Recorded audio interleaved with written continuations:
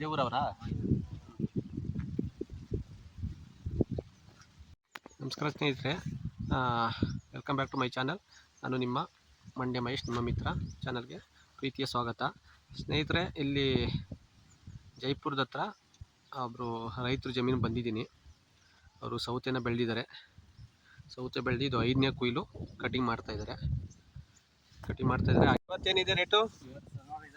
ಶನಿವಾರ ಇಲ್ಲ ಮಾರ್ಕೆಟು. ಇದು ನಾಳೆ ಹಾಕ್ಬೇಕಾ ಭಾನುವಾರ ನೀವು?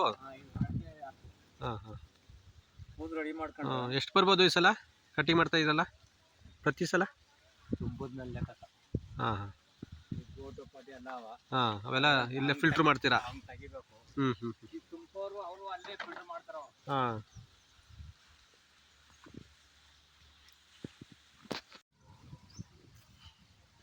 ನೋಡಿ, ಅವ್ರ ಜಮೀನಲ್ಲಿ ಮೇಂಟೈನ್ ಮಾಡಿರೋಂಥ ಇದು ಬೆಳೆ 5ನೇ ಕುಯ್ಲು ಆಗಿರೋದ್ರಿಂದ ಲಾಸ್ಟ್ ಕಟ್ಟಿಂಗ್ ಅಂತ ಹೇಳ್ತಾ ಇದ್ದಾರೆ. ಸ್ವಲ್ಪ ತರಗೆಲ್ಲ ಬಂದು ಸ್ವಲ್ಪ ಗಿಡ ಎಲ್ಲ ಡ್ಯಾಮೇಜ್ ಆಗಿ ಕೊನೆ ಕುಯ್ಲು ಅಂತ ಹೇಳ್ತಾಯಿದ್ರು.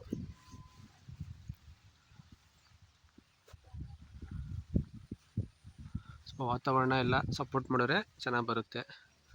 ವಾತಾವರಣ ಸಪೋರ್ಟ್ ಮಾಡದೇ ಇರೋದ್ರಿಂದ ಸ್ವಲ್ಪ ಇಳುವರಿ ಮುಗಿತಾ ಬಂದಿದೆ. ನೆಕ್ಸ್ಟ್ ಕಟ್ಟಿಂಗು ಆಗಲ್ಲ, ಇದೆ ಲಾಸ್ಟ್ ಕಟ್ಟಿಂಗ್ ಅಂತ ಹೇಳ್ತಾ ಇದ್ದಾರೆ.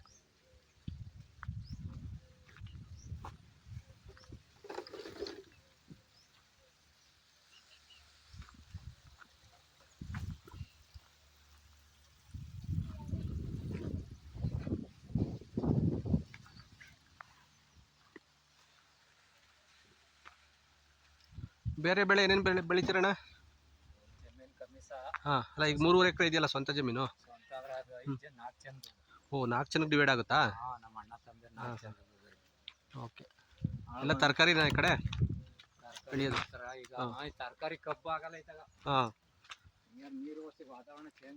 ಹಾಂ ಹಾಂ.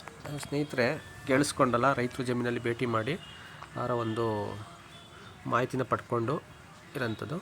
ಇದು ಬೆಲ್ಲೆ ಅಂತ ತಳಿನ ಹಾಕಿದ್ದಾರೆ.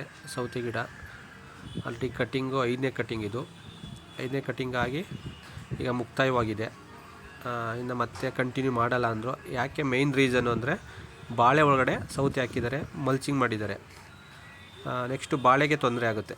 ಈಗ ಬಾಳೆ ಆಲ್ರೆಡಿ ಬೆಳೀತಾ ಇದೆ, ಅದಕ್ಕೆ ತೊಂದರೆ ಆಗುತ್ತೆ ಅಂದ್ಬಿಟ್ಟು ಫುಲ್ ಇವಾಗ ಸೌತೆ ಎಲ್ಲ ತೆಗಿತಾ ಇದ್ದಾರೆ.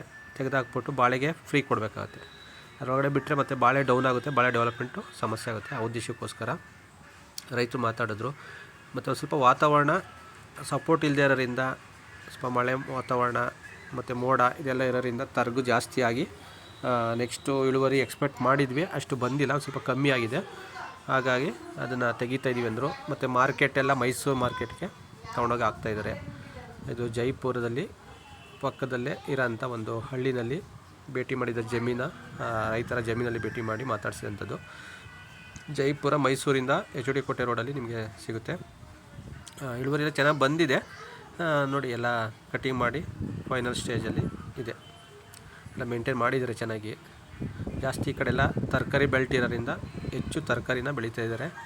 ಹಾಗಾಗಿ ಇವ್ರಿಗೆ 3.5 ಎಕರೆ ಸ್ವಂತ ಜಮೀನಿದೆ. ಅವರೇ ಹೇಳಿದ್ದಾರೆ, ಕೇಳಿಸ್ಕೊಂಡಿದ್ದೀರ. ಅದರಲ್ಲಿ 4 ಜನಕ್ಕೆ ಡಿವೈಡ್ ಆಗುತ್ತೆ. ಅಂದರೆ ತುಂಬ ಕಮ್ಮಿ ಆಯಿತು ಲ್ಯಾಂಡು. ಮತ್ತು ವ್ಯವಸಾಯ ಮಾಡಬೇಕು ಅಂದರೆ ಅಷ್ಟರಲ್ಲಿ ಮಾಡಲಿಕ್ಕಾಗಲ್ಲ.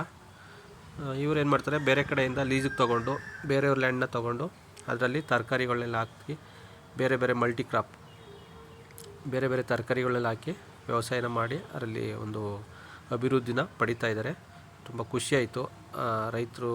ಯಾಕೆಂದರೆ ರೈತರು ಚೆನ್ನಾಗಿದ್ದಾರೆ ಅಂದರೆ ಇಡೀ ದೇಶಕ್ಕೆ ಅನ್ನ ಕೊಡ್ತಾಯಿದ್ದಾರೆ. ಅಂದರೆ ಯಾವತ್ತೂ ಕೂಡ ರೈತರು ಲಾಭದಲ್ಲಿರಬೇಕು, ಅವರು ಖುಷಿಯಾಗಿರಬೇಕು. ಅವ್ರು ಖುಷಿಯಾಗಿದ್ದರೆ ಅವ್ರ ಫ್ಯಾಮಿಲಿ ಖುಷಿಯಾಗಿರುತ್ತೆ. ಅವರು ಇಡೀ ದೇಶಕ್ಕೆ ಅನ್ನ ಕೊಡ್ತಾಯಿದ್ದಾರೆ ಅಂದರೆ ಮೊದಲನೇದಾಗಿ ರೈತ ಸಂತೋಷವಾಗಿರಬೇಕು.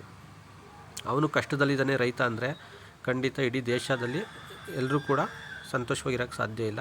ಹಾಗೆ ಸರ್ವಜನ ಸುಖಿನೋ ಭವಂತು. ರೈತ ಎಲ್ಲರೂ ಕೂಡ, ಎಲ್ಲ ರೈತರು ಕೂಡ ಒಳ್ಳೆಯ ಅಭಿವೃದ್ಧಿ ಪಡೀಲಿ, ಅವ್ರು ಹಾಕಿರೋಂಥ ಬೆಳೆ ಕೈ ಸಿಗಲಿ, ಅವ್ರು ಅಂದ್ಕೊಂಡಂಗೆ ಒಂದು ಒಳ್ಳೆ ಸಕ್ಸಸ್ ಸಿಗಲಿ ಅಂತ ಹೇಳೋಣ. ಯಾಕೆಂದರೆ 365 ದಿವಸನೂ ಕಷ್ಟಪಡ್ತಾಯಿದ್ದಾರೆ ಅಂದರೆ ಅದು ರೈತ ಮಾತ್ರ.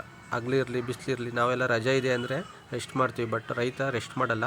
ಹಾಗಾಗಿ ರೈತರಿಗೆ ಒಳ್ಳೆಯದಾಗಲಿ ಅಂತ ಹೇಳ್ತಾ, ನೆಕ್ಸ್ಟ್ ಒಂದು ವೀಡಿಯೋದಲ್ಲಿ ಮತ್ತೊಂದು ವಿಶೇಷವಾದ ವೀಡಿಯೋದಲ್ಲಿ ಸಿಗೋಣ ಅಂತ ಹೇಳ್ತಾ, ಸರ್ವಜನ ಸುಖಿನೋ ಭವಂತು. Thank you so much. ಎಲ್ಲರಿಗೂ ಒಳ್ಳೆಯದಾಗಲಿ.